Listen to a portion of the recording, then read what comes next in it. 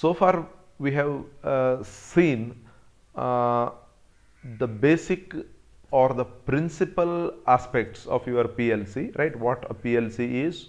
So the the ladder diagram programming techniques, right? Some of the logical functions that are quite frequently used in our PLC systems. Then we have seen the different the shift registers or the counters or the timers, your internal relays and all, right? So these things basically cater to the requirement of the principal part of your PLC. But if you want to implement these principles in some practical applications, right? So you need to have a little different things altogether, and a few examples, right, we will see now. So how exactly a PLC system, right? PLC is different, PLC system is different, right? We have in the very beginning we have seen, right, we have got the modules, right, which are arranged in the form of the racks. We have got the input modules, we have got the output modules, the power supply connections, we have seen the distributed systems, right? So we have got the communication channels, maybe serial or parallel. When all these things are combined together, plus when you apply your logic in terms of a shift register, or in terms of the counter, or in terms of your timer, right? So that time, so probably the total things when we club, then it becomes a PLC system, right? So therefore let us now look into a simple examples how you can run some simple programs, right? Of course using our Mitsubishi configuration only, using PLC systems. Now let me start with the basic example, so which is again given in your textbook. So now you look at this particular example, wherein you need to have the temperature control. All of you know how exactly the temperature control can be had. So in some cases, whenever the temperature falls below certain value, so you may have to turn on some heater or something like that. So whenever the temperature goes above certain value, you have to turn it off, right? So this is the simple philosophy behind the temperature control. And as long as the PLC systems are concerned, there are two parts here. One thing is that the very system which is represented here in this particular diagram, let me briefly explain it. It is quite simple also. The second thing is the very programming part of it. So now this particular diagram takes care of both in this diagram, as you can see, because you can see here I have something called as input X400, output Y430. When I say that X400 and Y430, they represent some component in your ladder diagram as long as the PLC programming is concerned. But before you bring them into picture, what additional things you need to have in the system, that is represented by the whole diagram here, right? So now when I speak about the PLC, just now I have spoken about the input modules, output modules, power connections, right, or your cables, buses, all those things, right? So that plus the programming part, plus the different sensors, because without sensors it is not possible for us to implement any kind of project or any work as long as the PLC is concerned, right? And of course the power supplies.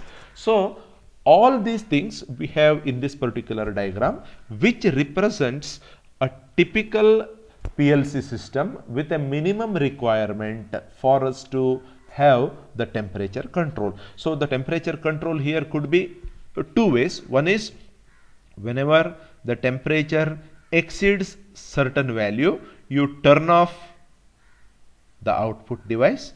Whenever the temperature goes below some value, you turn on the device. With this simple example, we can understand how exactly we should be able to design a complicated or a little more complicated system as long as the PLC applications are concerned, right?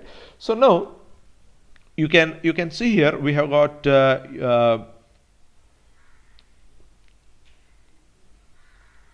I'll just go back. So we have got a switches to stop and run. These are the push button switches. Then we have got a sensor circuit. Could it be a thermocouple or anything which is capable of measuring the temperature. So now before I feed something to this X400, I should make sure that the data which is being fed here is in the proper format. That is, see, I have got a set value here. Let me say that my temperature is 20 degree centigrade here, right?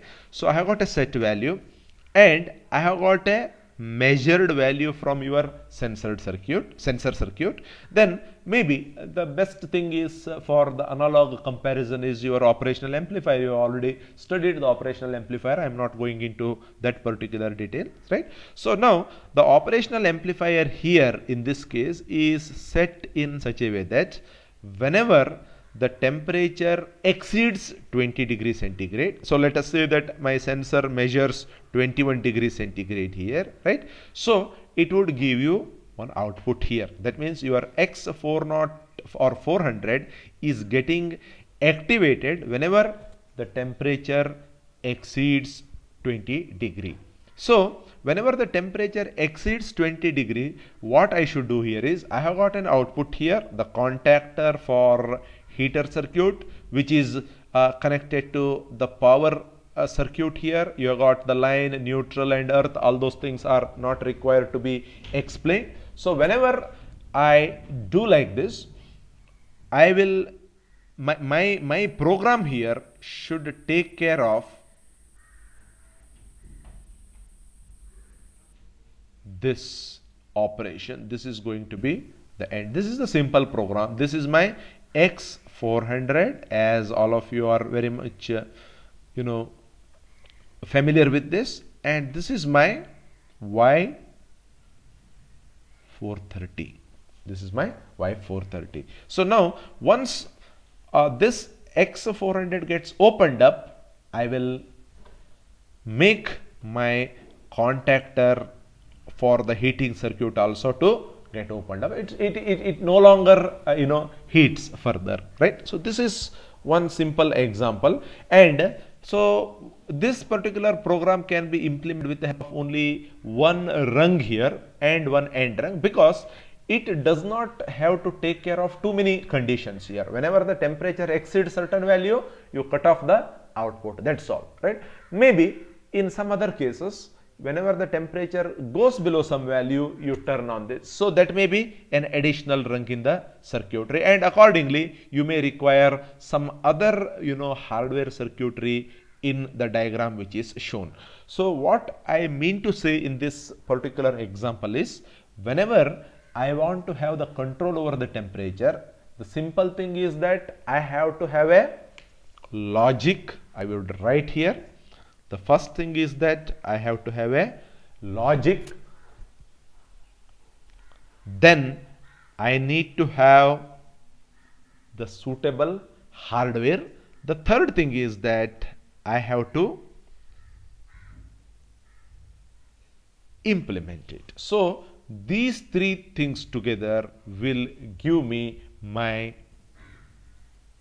end application. Could it be temperature control or bottle packaging or the street light control or the washing machine control or any kind of industrial process control, right? So I should first have the logic.